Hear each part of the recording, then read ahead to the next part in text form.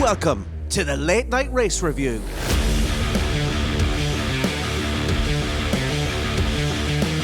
Norris and Piastri have swapped places, Max. Just because he had a slow start? Well, it keeps it. It's not our business, but I guess it keeps it fair between the drivers in terms of championship. You focus on the road ahead as well, please. Oscar, this is a bit like Hungary last year. We pitted in this order for team reasons. Please let Lando pass, then you're free to race. I mean, we said that a slow pit stop was part of racing, so I don't really get what's changed here. Don't forget to support the podcast by hitting those like, follow and subscribe buttons.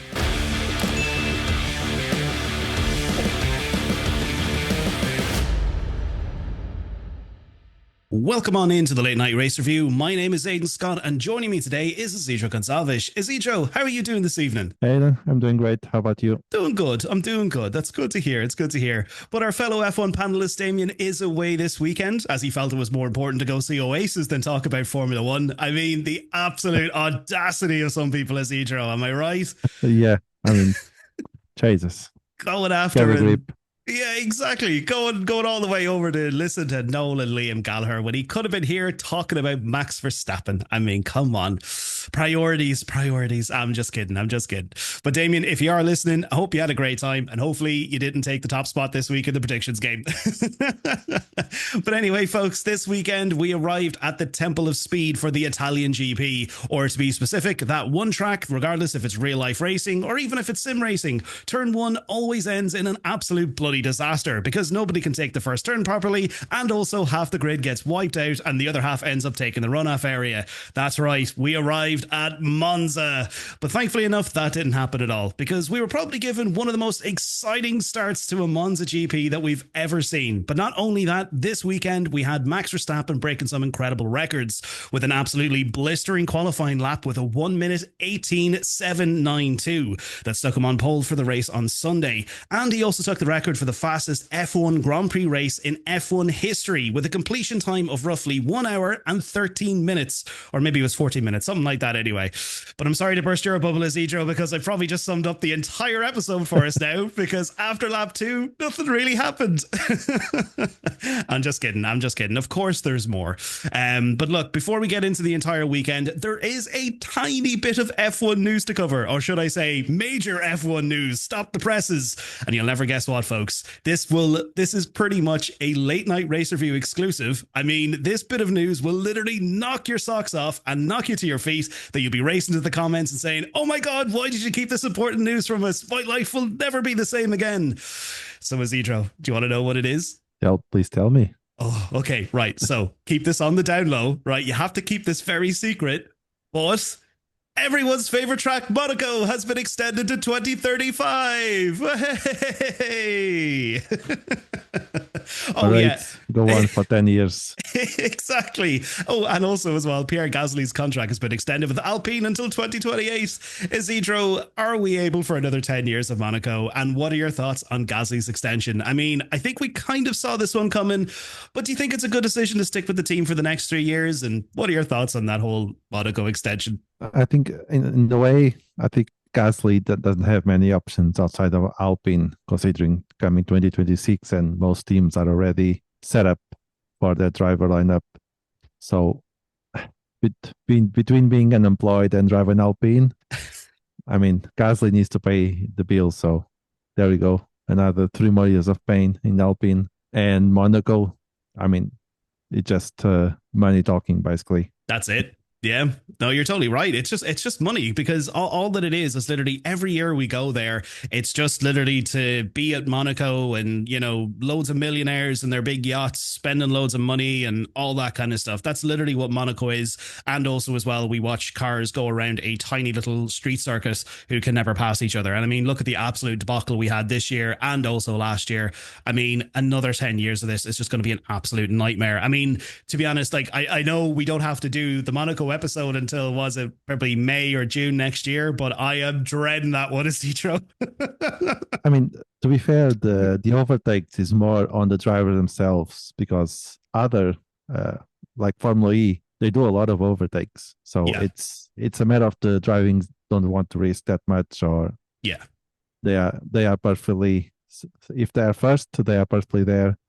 Yeah. And it's just more up to the drivers because, to be fair, Formula E had what, 200 something overtakes, and granted they are a bit smallish, but they are still big cars in Monaco. That's true. That is very, very true. But I mean, I think that is probably the root cause of the problem as well, is literally, and we all know this already, is the size of the cars.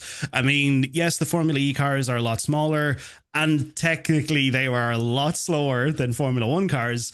But, you know, even with this next series of regulations that are coming in for 2026, it's not really going to improve anything. Like, who knows? Maybe I could be eating my own words next year, but I don't see what the next set of regulations are going to do to actually make the Monaco race that little bit more exciting. I mean, Nothing. You know, like they tried a different strategy this year. What was it, like a 2-stop or a 3-stop strategy or whatever it might have been? I can't remember exactly what it was this year. It feels like, I know obviously it was only like about maybe 2 months ago or whatever it was, but it feels like, you know, it was like at the start of the year sometime. But it was just, you know, like I don't really see what they can really do to really improve that race. Oh, maybe you do, Isidro. One suggestion is give every single citizen of Monaco a hose, and they just spray the road every time they want. So unpredictable rain, basically, all over the weekend. That's it. That's perfect. That's it. That's the answer to Monaco. Make it so exciting that literally the drivers have no idea what's going to happen on track. They're just sliding all around the place like bumper cars. But anyway, look, that's next year's problem. And then, of course, we've got Monaco for another 10 years. So that's a lovely 10-year problem that we have to look forward to. But anyway, look, we're here for the Italian GP, Monza.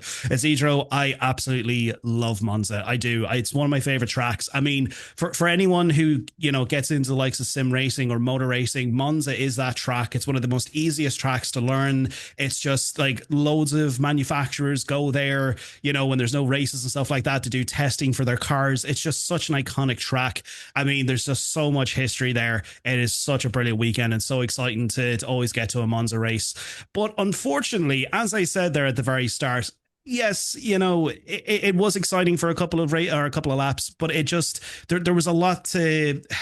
I don't know. It was kind of hard to actually pick things out of this weekend from that particular race. I mean, I really enjoyed the qualifying more a little bit than I did the actual race. So look, what we'll do is we'll quickly talk about qualifying, take a look and see exactly what happened there. And then we'll jump on into the race, because again, look, the race was exciting. There were a couple of things in there that were fun. And of course, as I mentioned, the whole Max Verstappen breaking records thing. I mean, Jesus, that's not new news anyway. You know, Max is always crushing records. But to kick it off with a little bit of qualifying. So pretty much the sort of rundown of qualifying was that both Alpines were out in Q1. So we had Pierre Gasly in P19, Franco Colapinto in P18. We also had Mr. King Dick. He ended up going in P20. And then Hajar was out in Q1. Now, Isidro, I want to quickly ask you about Isaac Hajar. Now, obviously, going from last weekend from Zandvoort, you know, it was such a great opportunity to get onto the podium, coming in P3, but then coming into Monza, obviously, that's such a great sort of motivation to kind of keep that going, keep the performance going. But he was out in Q1, P16. What happened with Isaac Hajar? The qualification was not good for him, as we are talking about that now. But the race itself, I think Racing Bulls did a very good job, even though he started from the pit lane, if I'm not mistaken. Yeah. So I think he had a good weekend. I mean, it's very difficult to beat a podium weekend, but considering where he started and where he finished, it's not too bad. Yeah, it's not too bad, but I think, you know, you could really hear the frustration in his voice. Like you know, like, and the good thing about it was as well, like, I noticed this with some people, especially, I won't name drivers because I don't want to pick individual people out, but I can notice with some drivers that, like, when they have a terrible qualifying session, they're like, oh, the team did this and blah, blah, blah, blah, you know, it's the car, you know, and they never really sort of blame themselves for their performance. But I like the fact that that Isaac Hajar, he's a rookie, he's coming into this, he's had a really good season so far, he's had his first podium, and he admitted to himself during that qualifying session, he was like, yeah, I messed up. Like, I know obviously he did somewhat blame Sainz for a little bit of traffic getting in his way and so forth, but fundamentally he did say, he was like, yeah, look, it was my error. It wasn't the team, it wasn't the car. I just made the mistake. And then of course with the tires and stuff like that, he just felt he just didn't have the performance. So I like that about Hajar. I like that he will fight his corner and he will point out the little things like, oh, look, Sainz kind of tripped me up. But at the end of the day, look, that happens to everybody in qualifying. There's always going to be traffic, and those are things you have to look out for. But yeah, no, I do agree. He definitely, he did have a good race considering where he did start.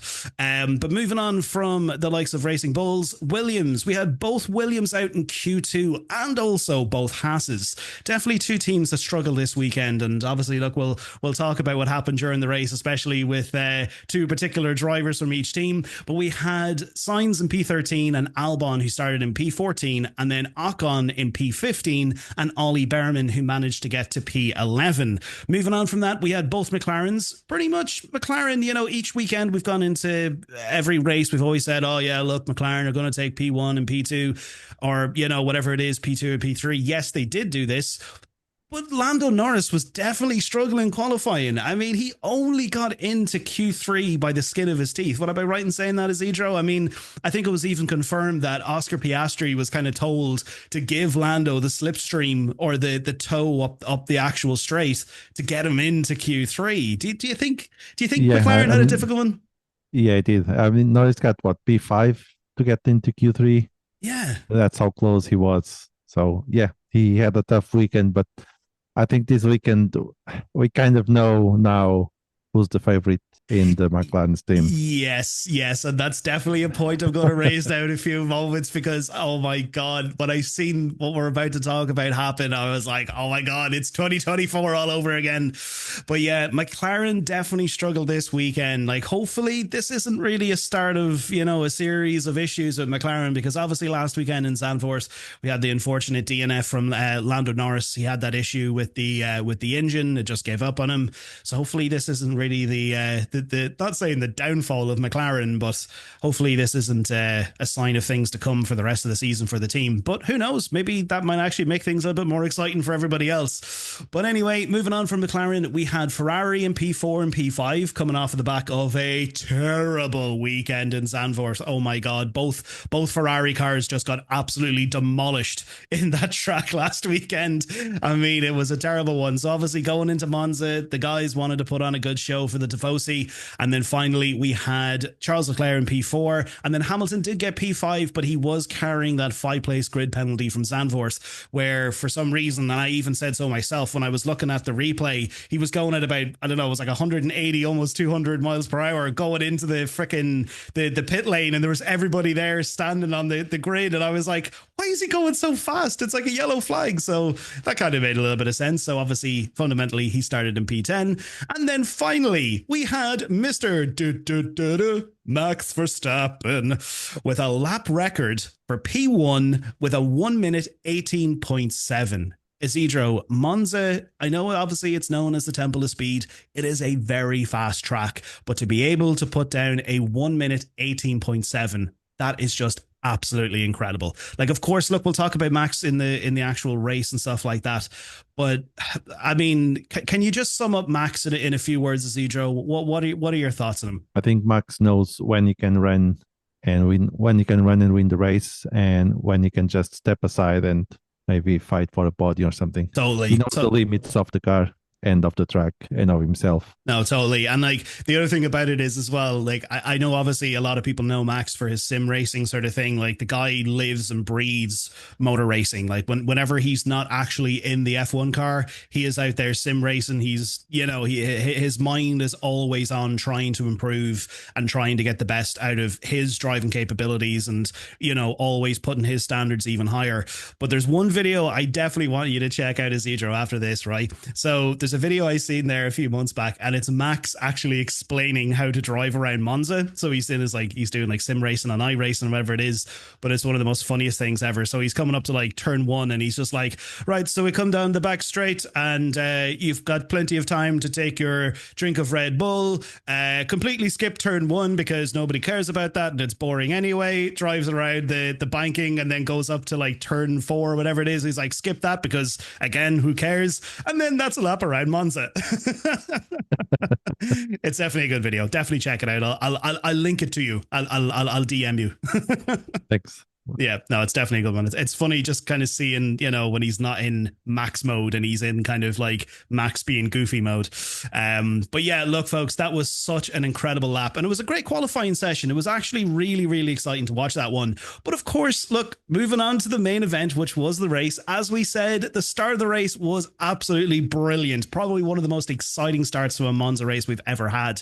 But unfortunately, there was one driver who definitely had a lot of tears before the race even began. Nico Hülkenberg had to retire the car even before he made it to the grid. On the formation lap, the team came across the radio and they said to him, box to retire the car. Even he couldn't believe it and he didn't understand what was going on. And then, of course, they elaborated a little bit further on in the race and they kind of said, yeah, look, we were having issues with I think it was the ICU or there was something else that was wrong basically with the engine itself. So, Isidro, like Sauber have been on a good stretch. They've been on a good run, even like, going back to Silverstone with Nico's podium, coming in there in P3. I mean, hopefully, like, obviously, look, we know the team is changing next season, but again, I hope this isn't a sign of things to come for Sauber. I hope this doesn't end up being a recurring thing. But on the flip side of that, though, Bortoleto, he started in P7 and he finished P8. That was absolutely incredible.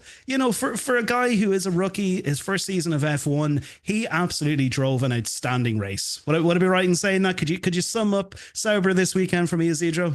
Yeah, Sauber was mixed emotions with Hülkenberg not even starting the race. I mean, Poor Hulk. he was very polite in the radio, just saying, "What? Are you joking?" He was not even cursing or anything. It was like, "Oh, this is my life now." And Bortoleto is just he got an excellent race. Yeah, I think Sauber has been improving definitely. The Sauber that we've been watching in the first race and the Sauber now, they are very different teams. They definitely been doing some work. And I think this was just tough luck for Hülkenberg because Bortoleto he had a fine race. I mean, for the Sauber, finishing in points again. Yeah. It's just very good.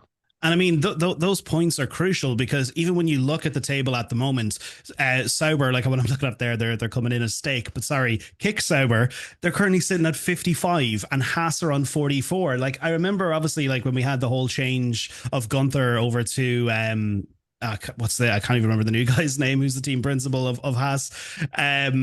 When that whole changeover happened, like it was all this whole sort of, movement to try and get Haas up the table and get them a little bit further up. But to actually see Sauber ahead of Haas and Alpine, I know obviously, yes, you've got Racing Bulls who are on 61 at the moment. Obviously, Hajar's podium, that obviously got them a lot of points there to get them further up. But to see Sauber fighting there between Haas, Racing Bulls, Aston Martin, and not just sitting down there at the bottom in 10th, it's just, it's awesome to see that. And to see the likes of Bortoleto who can still go out there, the only guy left on the team out there on the track, and still go and secure some really valuable points for the team is such an incredible feat for himself and obviously for the team around him as well. So hopefully, look, they don't run into any further issues. I'd love to see both guys getting some really good points there. I'd love to see Sauber further up the table because, when you kind of look further down the line, the more money that they get, that's more money pouring into the Audi project, so I just hope they have a good rest of season. That's all I'll say. Hopefully the next couple of races they won't run into any issues, but definitely really good race from Gabriel Bortoleto today, who again finished up in P8. But moving on from Sauber, we do need to talk about Ferrari. It is the home race for Ferrari, and of course the guys Charles Leclerc and Lewis Hamilton, they wanted to put a show on for the Tifosi. As I said there, Isidro, at the start, yes, we had about a couple of laps where it was really exciting. We seen Charles Leclerc, he was going very aggressive against Oscar Piastri. He was having some good battles there, but I think it was just literally at about lap 3, he was like, yep, no, I can't catch this guy. He just dropped off, and then it ended up just being a case where he was just trying to defend from George Russell. Like, you could really see the performance of the Ferrari this weekend. Yes, they were super fast on the straights, but I think it was only really by maybe 4 or 5 kilometers faster over every car. They were faster on the straights, but you could see in the corners, that's where they really struggled. Like, you could even see when Charles was coming out of like the parabolica, the rear of the car was just sliding around the place, and I'm like, oh, okay, is this a sign of things to come now? Is something going to happen here? But also as well, though, Hamilton, he definitely had a good race considering where he started to. Could you sum up Charles and Hamilton's race for me, Zidro? I think Charles, like you're saying, quick realized that the current Ferrari cannot catch the McLaren. So he just realized that, and that's good for him, because trying to reach the McLarens would probably cost him the P4 or even the race, considering that Russell was just chasing that P4. And Hamilton, I think it was a good race for him. He was attacking, he was driving well. It was not that Hamilton that we saw in the past 2-3 races that we could hear in his voice that he was just this is not my day. I just want to go home and relax and put my slippers and forget all about this. And this weekend in Monza, it was completely different. He was racing, and I think he was happy with the Ferrari that he had in his hands. Yeah. And I think that the fact that they didn't crash in Monza, and the fans were happy to see both Ferraris finishing in points and both drivers actually doing a great job. I think that's all Ferrari could hope. I know that the car was prepared to be fast in Monza, and to be fair, that's probably one of the quickest tracks where they could have the fast Ferrari. But that's not happening in a world where you have McLarens. No, definitely. I totally agree with that, because, like as I was saying there, you could just literally see it there from lap 2 or 3. Charles was just like, yeah, look, I can't catch these guys. And then it ended up just being a battle between him, Russell, and Hamilton. Now, I know obviously Hamilton, he did pit somewhat early. He did come in, and then, of course, well, no, sorry, it wasn't Hamilton. It was actually Charles who pitted a little bit early. But then he still managed to come back, and he still managed to claim that P4. But then when it came to Hamilton, starting off in P10, obviously taking that grid penalty, you'd kind of think with this sort of series of races that he's had over the last couple of months, like I know we had the whole summer break and everything, but the guy has had a very, very difficult time with Ferrari. I mean, we've seen it at Spa, we've seen it at Hungary, we've seen it there at Zandvoort. It's just been a string of really, really bad races for the guy, to the point where we were convinced at Hungary that Ferrari had completely broken Hamilton. Like the guy had taken a lot of issues, over the last several months, even prior to that. But we kind of felt that was the final nail in the coffin. But to be able to come into Monza and still put on that performance, like the guy was doing really well. He was getting some really good overtakes done there. And then eventually when he did pit and he came in and I think it was like P11 or 12, or he might have been in and around there. He still managed to come back. He was overtaken, and I know obviously Ocon isn't really a major threat to Hamilton, but he was overtaken Ocon, Behrman, he got past a load of people, and he still managed to come back and claim P6. And of course, as you said there, very important points there for the team, and especially in that battle with Mercedes as well. I mean, when you kind of look at the table again, I know I keep on going back to that, but Ferrari currently sitting there in second place on 280 points, and then you have Mercedes on 260. So every race is so crucial for that Ferrari team, especially in that battle with Mercedes. Like, Red Bull, to be honest, not really a major threat to both of those guys, but for that second place spot, that's what's really crucial there. And obviously coming out of Zandvoort with both cars being absolutely obliterated, that was such a huge blow to the team. So look, it was great to see the turnaround this weekend. And you know what? As a Ferrari fan, it was so awesome to see both of those cars at the very end of the race just both going in formation, the Tifosi going absolutely crazy for them. I know obviously they didn't get on the podium, but it was great to see both of those guys in such a great mood and just lapping that up. Now, I want to ask your opinion, Isidro. The livery, the Niki Lauda livery for the Ferrari, did you like it? I thought they could make a better work out of the livery. It was not. Yeah, it was a nice touch, but they could definitely do better. Yeah, I have to agree. Like, whenever Ferrari announce that they're going to be doing a livery, I always get excited because I think to myself, the Ferrari car, oh my God, the possibilities of doing an incredible livery for this car are endless. I mean, the best livery that I ever seen, and I know obviously there's a lot of great liveries out there, special liveries that we've seen over the last couple of seasons, but my most favorite livery that I've ever seen on any F1 car is that Ferrari livery from Las Vegas in 2023. That thing was chef's kiss. It was beautiful. Just the red, the white, there was no other colors. That was it. It was just absolutely stunning. And when going into Monza, like they've had some nice sort of liveries for Monza over the past, maybe not, you know, outstanding, but they've been nice. I thought to myself, you know, when I seen the announcement on Ferrari's page, I was like, oh, this is going to be good. This is going to be good. But then I was like, oh, they're sponsored by HP. It's going to be a massive HP logo slapped somewhere, you know. But no, like don't get me wrong. I think it was nice, but I totally agree. I think they could have done better. You know, like it was a nice little homage to Niki Lauda's car, but at the same time too, I think they could have maybe done something else to maybe make it look a little bit better. They didn't fully deliver that livery. The intention was very good, but the execution. The execution. No, they need to get the better guy that does liveries. Yeah, 100%. They need to like call in the guy who does like the Racing Bulls livery, because oh my God, like the liveries that they've done over the past couple of years have been absolutely incredible. But don't even get me started on that Red Bull Japan Suzuka livery. That thing was outstanding. That, like, to this day, I'm just like, that's probably my number 2 most favorite livery that I've ever seen on a car. That white and red Red Bull. Oh my God, Isidro, I have dreams about that thing. Very, very naughty dreams. But anyway, moving on. That's for our spin-off show, the Very Late Night Race Review podcast. Anyway, moving on from Ferrari. We've talked about them. They had a great race. It was great to see them getting into the points. Hopefully they can take that going into Baku. Moving on to Aston Martin. They were also a team that definitely had a lot of tears this weekend. Those guys never catch a break. And I mean, I know Alonso, he always tries. He always gives it his all.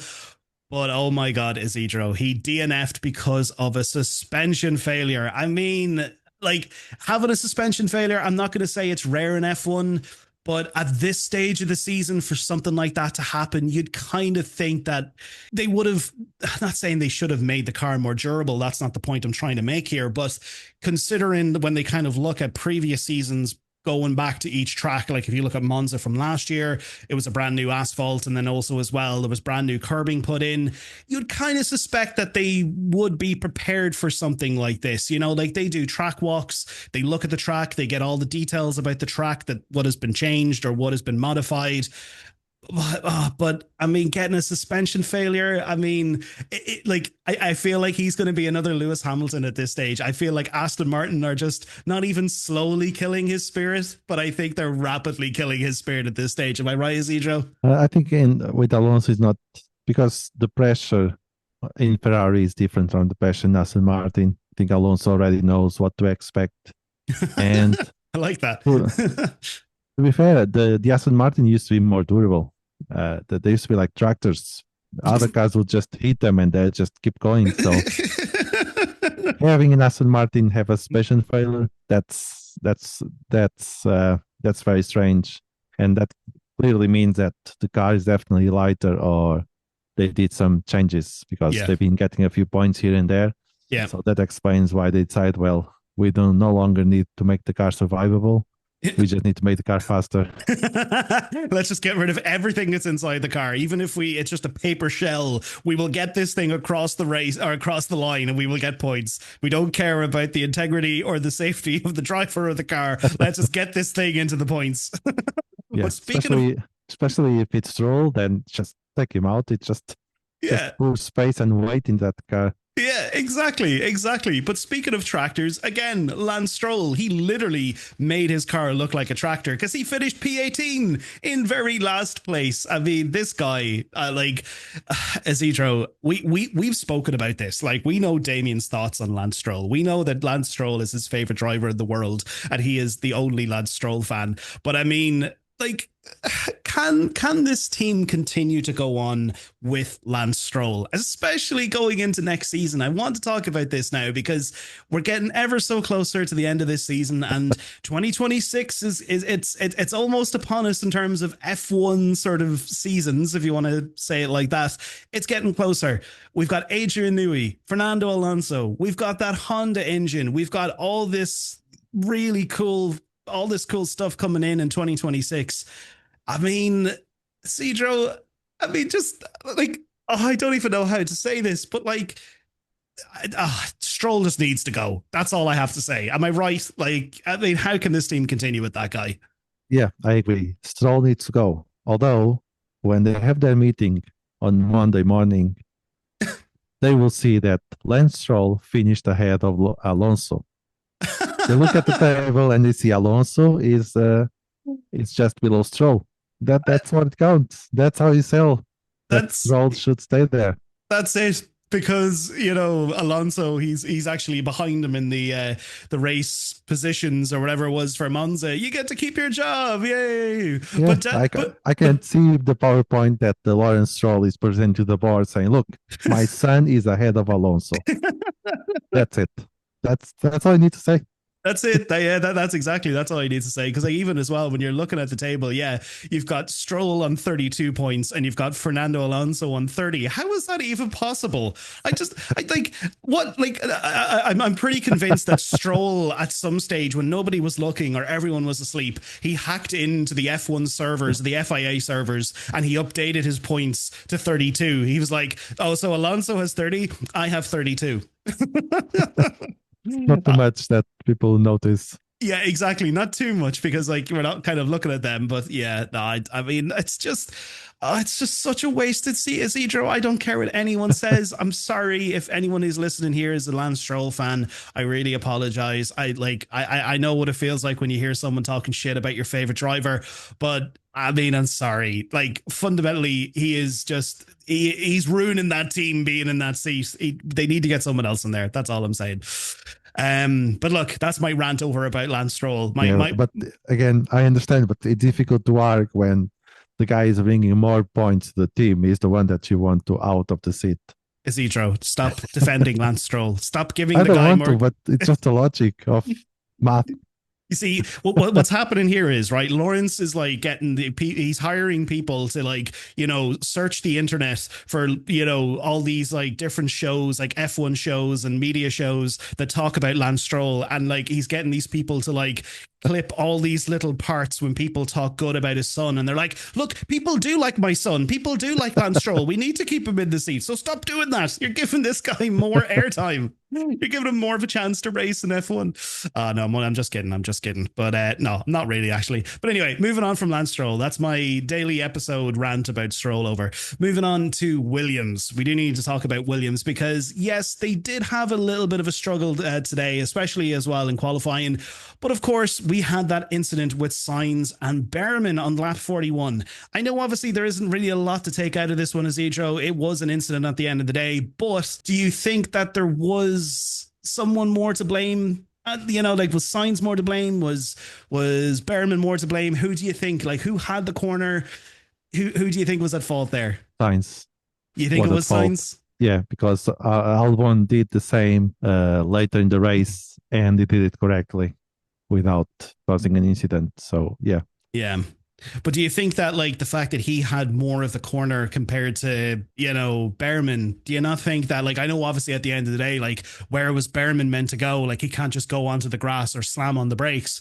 But do you think that it should have been a case? Like, I know I heard Brundle coming across on the commentary, and he was like, oh, Berman should have pulled out of that one, or he should have slowed up and just let, you know, Sainz have the corner. Like, yeah, it was aggressive, but at the same time too, do you not think Sainz had more of the corner in that one, that he had right to that corner to be able to take that move? And I know that we would like Sainz, but in this scenario, and just because Albon did the same correctly a few laps after, yeah, that's why we can see how can you do that move correctly, and how can you do that move causing an incident. And Sainz was the one causing an incident. Berman had no place to go, that because that was his place there. It was Sainz just thought that, oh, Berman is a rookie. I'm definitely he will back down. But I mean, you cannot back down in a couple of meters. Yeah, no, that's So, true. yeah, Yeah. it was a race incident, but I still say Verstappen. Sainz. Sainz was the one on the wrong. Verstappen's on your mind, Isidro.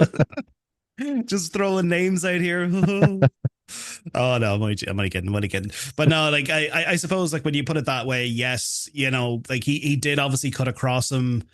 Well, not saying he cut across him, but yeah, I think you're right in that one where it was probably a case of Sainz was probably thinking to himself, oh, Berman is a rookie. He's probably just going to give up the corner. But I have to say, though, hats off to Berman. He fought it. And obviously, he got the result of that by ending up doing a complete 360 around turn 4.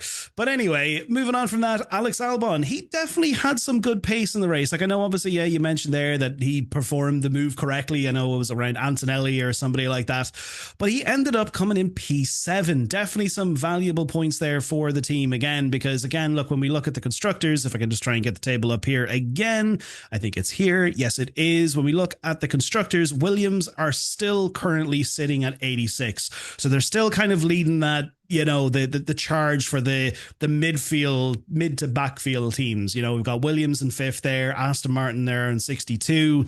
To be honest, though, I don't really think that Williams feel that Aston Martin is, you know, a threat to them at this stage. I think more so it's probably Racing Bulls that they probably have to look out for.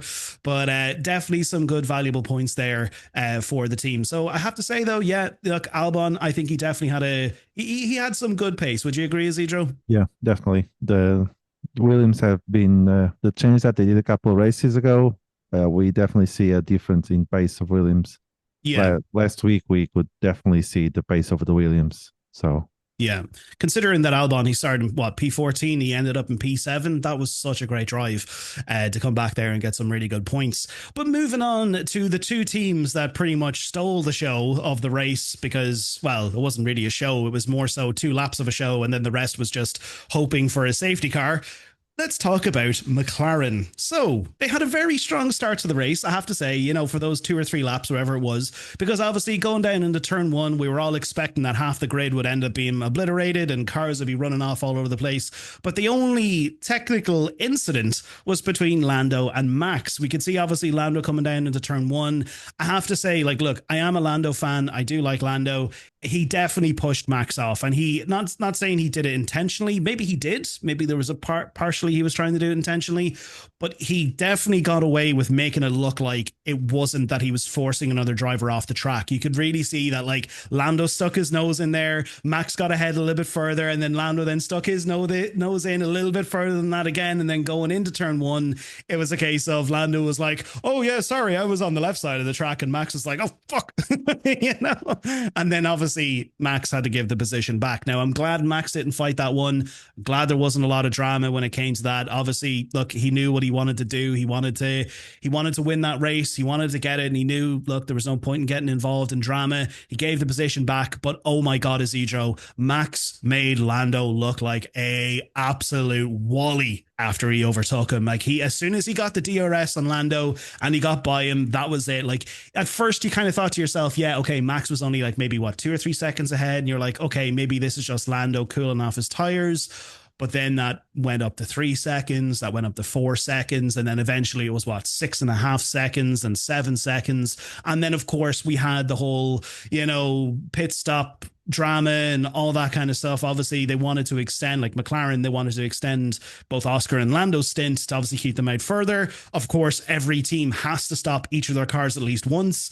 But then eventually Max, when he made his pit stop, Lando stayed out there, for about another 4 or 5 laps or whatever it was, maybe even longer. And then eventually Max kept on coming back and back until there was like a gap of about 6 seconds between him and Oscar and Lando. And then Max was 19 seconds down the road. I mean, McLaren this weekend were just, what happened to McLaren? Like, this team has been so dominant all season when it comes to their strategy. Like, yeah, okay, they might have made 1 or 2 little mistakes here and there, but that strategy, like Red Bull and Max just came in there and they were like, we are going to make you all look like an absolute bunch of wallies. Like that's what it felt like. Max and the entire team just took complete control of that race and just made McLaren look like a laughingstock. Would I be right in saying that, Isidro? Yeah, you're right. I think that Zach Brown needs to pay to Toto Wolff, and Toto will come for a weekend and explain how to manage two great drivers, manage a great car and a great team, and win the WC and WCC, because McLaren definitely doesn't know how to do that. Don't know how to manage drivers. Yeah. And so far they've been managed the car just fine, because it's the fastest car on the grid, and the amount of points they have as constructors show that. But yeah, like you're saying, they don't know how to manage their success. Basically, they have two successful drivers, they have a very successful car, but they don't know how to capitalize on that. And that's one thing that Red Bull and Max Verstappen know how to do it very, very good. Yeah, no, totally. Like Red Bull just came in there this weekend. They were like, "Yeah, look, we're taking this, and this is how we're going to do it." They came in there with a strategy, even though, like, of course, yeah. Look, when you look at Yuki Tsunoda, look, I know there's been many drivers in that second seat, but I think, to be honest, the best of a bad bunch was definitely Perez. He knew what to do in that car, and he knew how to back Max up. But at this stage, Red Bull are just going, right, we're Red Bull and Max Verstappen, like that he's the driver that's going to get us points, and then hopefully Yuki can catch up and get some points for us, maybe here and there. But all of their cards, of course, are looking at Max Verstappen. But to be able to come in there this weekend and just completely blitz both McLarens and be like 19 seconds ahead at the very end was just absolutely incredible. But of course, look, we kind of touched on this a little bit earlier on in the episode, Isidro. You were right in what you said. I think this weekend, and look, folks, let us know below in the comments what your opinions on this one is. But of course, we had the return of the infamous Hungary 2024 issue or saga or drama of what happened here at Monza this weekend when it came to Oscar and Lando. So folks, if you haven't seen the race, or maybe if you did, regardless of, during the race, there was a case where they were like, what, about maybe 6 or 7 laps left. They decided to box Lando, they decided to box Piastri. 4 laps left. Yeah, 4 laps left. They decided to box Piastri, bring him in, put him on mediums put him on softs, and then they boxed Lando after Piastri so that Lando could have track position. Then, of course, when Lando came in, and of course, look, this wasn't his fault. This was out of his control. When he came in, obviously the engineers, there was an issue with the front left tire. It wouldn't screw on properly, and then eventually it did. But obviously that cost him a lot of time in the pits. And then eventually when he came out, the order was that when Piastri was coming through the straight or whatever it was at the grid, to obviously let Lando past him so that he could have P2. Then obviously when that whole fiasco happened, it ended up being a case that Piastri got ahead and Lando was in third. And then of course, when we were coming back again onto the main straight, the order came across the radio to Oscar Piastri: let Lando pass. You're going to need this team, blah, blah, blah, blah. And of course, they even mentioned Hungary 2024 as well over the radio. But I think this whole scenario, I think they have, without saying it directly, I think they have said Oscar is their drivers' championship contender. Am I right in saying that, Isidro? I mean Lando. No. Because if you look at this, right, look at it from this point of view, and you might say to yourself, oh yeah, maybe that's actually maybe that is what it is. If you look at last season, right, so obviously Piastri had no chance of going for the title last season against Max. It was all Max and Lando. Then obviously in Hungary, we had the whole issue there. They said, look, you're going to need Piastri for later on in the season. You're going to need the team. You're going to need this if you want any chance of winning the the drivers' championship. But now they've done the exact same thing to Piastri. Do you not think that maybe they've kind of said, well, okay, Piastri is the leader at the moment. We feel that he's going to be the guy who's going to take this championship. Was that maybe the call that they were trying to make? Like, look, you're going to need Lando for later in the season if you have any chance of winning this. Do you think that's the way that they called it? No. I think that's what it is. I think they said that, look, Piastri, you are our money pit. That's it. You are the money bag. You are going to get us the money. You're going to be the winner. You're going to be the champion. I think that's what they said without actually saying it. No, I think they are saying that Lando is their favorite, basically. Because, you think? Yeah, that's how I see it. And if I was Oscar, for the remaining races, if something happened to Lando, I was just on the radio. I mean, if Lando crashes against the wall, Oscar should ask, should I just crash now, turn right and crash against this wall? And if there's a flat tire, Oscar should say, oh, Lando had a flat tire. Should I just drive over this gravel to get a flat tire too? What do you want me to do? Because clearly I'm not here to drive a car. I suppose, yeah, like, look, that could be the way to look at it. But If they wanted Piastri to be their number one driver, they should just keep things that they are and keep the lead on Piastri, not reduce the lead. If anything, this makes things worse because it just makes the points closer rather than start creating a gap and start working in Lando supporting Piastri. Because at the moment, they can claim that anyone can be the winner this year. So I think they lost an opportunity to say Piastri keeps the position, increase the lead in 3 points, and Lando could start finally see that, well, maybe I don't have a chance to win the championship this year. I'm going to support Piastri in this run. And McLaren lost an opportunity to make it clear who they want to win the championship and who they want to support the winner. Yeah. So they just had injury. Sorry. What's the expression? I forget now. Oh, never mind. They just add gasoline to the fire, basically. Yeah, they're adding fuel to the fire. Yeah, I guess. Insult to injury. Insult to injury. Yeah, that's it. Yeah, no, like I see it from that point of view as well. Maybe that is what it is, but from what I was kind of looking at that, I was throwing my mind back to last year when Lando was in that position where he was second in the Drivers' Championship. He was going after the title fight against Max, and then it just came across the radio from the team. He was like, look, you're going to need Oscar later on the season if you've got any chance of, winning the championship. That's how I took it. And when I seen it today, it was like, you're going to need Lando for later on the season. To me, that just screamed, look, yes, you're going to win the Drivers' Championship, but you're going to need the team behind you to do that. That's the message that I seen there. But who knows? Maybe it is what it is. Like, I suppose, look, there's a lot that happens behind closed doors that we never get to hear. But I don't know.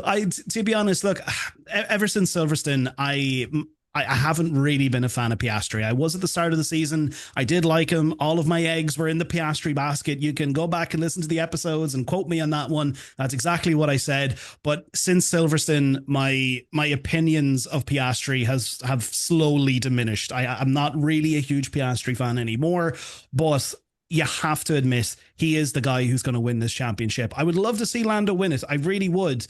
But I think Piastri is going to do it. And in my own opinion, I think the message on the radio today was, yes, you're going to win the championship, but you need Lando as your teammate to do it. That's how I saw it. But folks, let us know below in the comments. Let us know your thoughts. Do you think it's a case of McLaren are favoring Lando, or do you think it is a case that Oscar, they are favoring him, but they want Lando to be there to make sure to back him up later in the season? Let us know your thoughts. Let us know. But moving on from McLaren, let's quickly finally talk about Red Bull. Oh my lord, Max Verstappen, what a race. He just completely dominated that whole weekend, from the qualifying to the race itself. He was just and I'm sorry, Crofty really annoys me, but he was right in what he said at the end of the race. He was in a different postcode to everybody else, and it just felt like 2023 Max Verstappen again. That's what it felt like. 19 seconds down the road, finishing that race off. And then, of course, as we said at the start of today's episode, one of the fastest races in F1 history, 1 hour and 13 minutes. Just absolutely incredible. This guy is breaking records, and he's not even the drivers' champion this season. Like, I know obviously coming off of last year he is, but realistically there isn't really much of a chance for him to get it this season anymore. But to still be able to go out there, get those wins, break those records, hats off. Do you think he had a great weekend, Isidro? Yeah, definitely. The car was up there, and Max was happy the way that everything were running. So yeah, this weekend was Red Bull and Max weekend.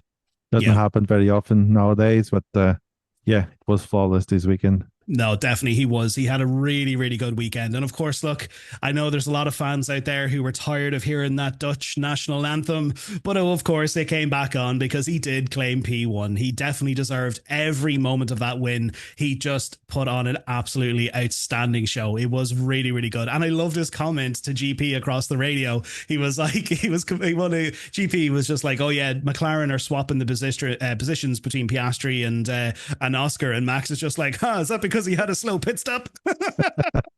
Like, Yeah, that oh, was you a good little joke. bitch. Yeah, basically, and Oscar should jump on that and start doing the same joke over and over. He should. That's, Yeah. No, definitely. And then there was another comment he made, but it was more so himself, like towards his own thing. I think GP was like, right. I think it was like on the last lap. He was like, okay, just make sure, head down, bring it home, no incidents or ever like that. And Max was like, yeah, keep it clean and push hard. yeah, Or something like that anyway.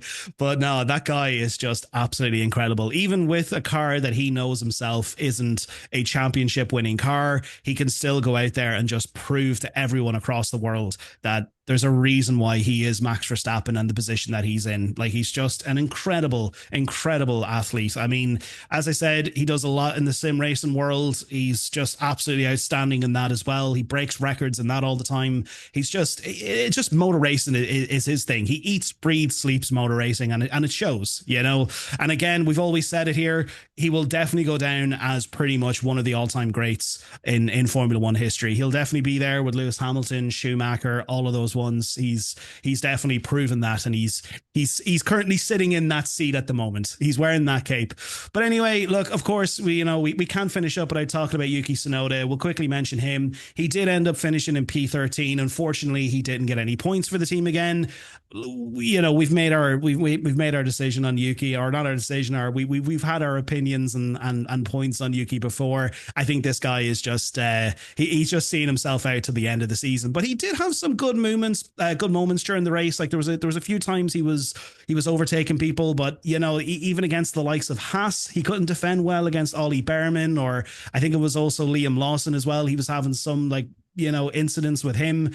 I mean, it is just difficult to watch Yuki in that position because, look, I know some people don't like Yuki, but I do like Yuki. I think he's a really good driver. I think he is capable of being up there in the top 10 of drivers, in the championship. But again, we always say the second seat, it's cursed. I feel that, honestly, I feel that if Isaac Hajar wasn't there or Liam Lawson wasn't in Racing Bulls and Yuki was back there, I 100% believe that Yuki would be in that top 10 right now. I honestly do believe that. It's just that second Red Bull seat is just cursed, man. It really is. Do you agree with me on that one, Isidro? Or do you... I agree that second seat is cursed, but I don't think Yuki. Tsunoda is a top tier driver. He's a good driver. He's a nice guy, but I don't think he'll ever win a race, for instance. I don't think he has the experience and the knowledge for that. Yeah. I do agree that yes, okay, maybe he's not like Charles Leclerc, George Russell. He's not at that sort of level, but he is capable of being a top 10 finisher. That is the thing about Yuki, and I really feel he is capable of doing that. Like, he has proven that before. He has shown that he can get points, and there was a reason why he was called up to Red Bull. It wasn't just because of that whole Japanese Honda collaboration that he has there. That wasn't just the reason. He showed that he has the performance. Citro. I'm sorry that we know Yuki slander here today. Yuki, I feel he is a good driver. He's capable of so much more than where he is right now. But look, that's a different story for a different day. Again, I think he's just seeing himself out to the end of the season, but who knows where he ends up next year. Hopefully he has a seat, but I think based off of what's going on right now, it's very hard to tell. What do you think, Isidro? Do you think he's going to stay, or do you think he's gone? I think he's out of here. Making a joke if he could stay behind Toto Wolff like Bottas. We will just need to know the jumping up and down trying to Get up to Toto Wolff. Becomes Mercedes reserve driver. Yeah, exactly. Yeah. Oh, poor Yuki. Poor Yuki. But look, folks, that was the Monza GP. Look, it was exciting. It was fun for all of about maybe 2 or 3 laps. But I think it was just more so the fact that we had all of those amazing records absolutely obliterated by Max Verstappen and his performance that just made that weekend so fun. But look, to go through your top 10, of course, look, we had Max Verstappen in P1, Lando Norris P2, Piastri in P3, Charles Leclerc in P4, George Russell in P5, Hamilton was P6. We had Alexander Albon in P7. We had Gabriel Bortoleto in P8, Kimi Antonelli in P9, and then finally we had Isaac Hajar in P10. I'm not sure that is correct. It is correct. Yes, that was your top 10. And then finally as well, we had 2, well, it wasn't DNFs. It was 1 DNS. We had Nico Hulkenberg, who didn't even start because of ICU issues, and then, or sorry, ICE issues, internal combustion engine issues. And then we also had Fernando Alonso with suspension failure. So that was your two losers of the entire race. But no, it was definitely a fun one. But look, moving on to our next segment, we do need to talk about our driver of the day, our dick of the day, and our loser of the day. Isidro, who was your driver of the day, dick of the day, and loser of the day? I was torn between Hajar and Verstappen, but I think Verstappen deserves driver of the day. It was great to see him going from pole position, finished first, and still managed to just give the position back to Norris without fighting it and just keep a clean race. So yeah, for me it will be Verstappen. Yeah, totally agree. And who was your dick of the day? My dick of the day will be McLaren. Just the McLaren. Team orders, the team orders to swap positions. Yeah, that's a dick move. Yeah. They didn't learn anything so far. Yeah. And loser, I'm torn between Hulkenberg, that didn't start the race at all, and he had to put his overalls, do everything, and then just nope, you just go to the box back again. Yeah. I was torn between him and Piastri, but I'll go Hulkenberg. He thought he had a good weekend, was starting a good race, and then just go home early. So Hulkenberg. Yeah, I have to agree on that one. But for me, though, my driver of the day, of course, look, I totally agree on that one as well. We have to give it to Max Verstappen, of course. You know, he just completely dominated that entire weekend. Such an incredible qualifying lap. And then, of course, just his performance during the entire race, just absolutely outstanding. So, of course, Max Verstappen, driver of the day. My dick of the day, I couldn't really think of anyone else to give it to, so I just gave it to Liam Lawson anyway. That, you know, of course, if you have to give it to someone, you have to give it to Mr. King Dick. So Liam Lawson, there you go. He's my dick of the day. But moving on, my loser of the day is the entire McLaren pit crew and the entire team, because that mechanic is definitely going to be looking for a new job tomorrow. I'm sure when he couldn't get that bolt in, he was just like, oh shit, right, time to update the CV. Time to start looking for a new job. But yeah, that was my loser of the day. So anyway, folks, we're moving on to our final section, which is our predictions game. So obviously last weekend we did talk about our predictions for Monza. So unfortunately, Dave, he actually missed this weekend again with getting his predictions in. So that's 2 weekends in a row where he could potentially be missing out to some valuable points against Damien, who is definitely on the charge to claiming that top spot again. But anyway, look, Isidro, can you run me through your predictions for Monza? So I had the Piastri P1, Norris P2, and Leclerc P3. Oh, that's right. So actually, hang on. So Norris, he got P2, so that's a point. And then Leclerc was P3. Okay, yeah. And then who is your flop? I have Tsunoda outside top 10 and Antonelli inside top 10.